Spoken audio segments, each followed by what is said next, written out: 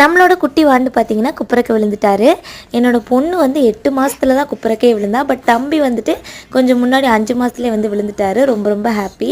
இந்த பொம்பளை பிள்ளை வச்சுருக்கவங்களுக்குலாம் ஒரு தொல்லை இருக்குங்க. வேறு ஒன்றும் இல்லைங்க, இந்த பெயின் தொல்லை தான் சொல்கிறேன். என்னோடய பொண்ணு தலையில் எதுவுமே இல்லாமல் க்ளீனாக தாங்க வச்சுருந்தேன். பட் தம்பி டெலிவரிக்காக ஹாஸ்பிட்டல் போயிட்டு வந்த பாருங்க. அப்போ வந்து அவளை கவனிச்சிக்க முடியாமல் போயிடுச்சு. தம்பியவே நான் ரொம்ப கவனிச்சிட்ருக்கவே அவள் தலையில் எப்படி பேனீர் வந்துச்சுனே தெரிலங்க. இப்போ வந்து எக்கச்சக்கமாக குமிஞ்சிருச்சு. அதை எடுக்கவும் விட மாட்டேங்கிறா. ஃபோன் இல்லை டிவி காமிச்சு கொஞ்சம் கொஞ்சமாக பெயின் சீப் வச்சு சீவிக்கிட்டு இருக்கேன். இதுக்கு ஏதாவது ஹோம் ரெமெடி இருந்துச்சுன்னா சொல்லுங்கள்.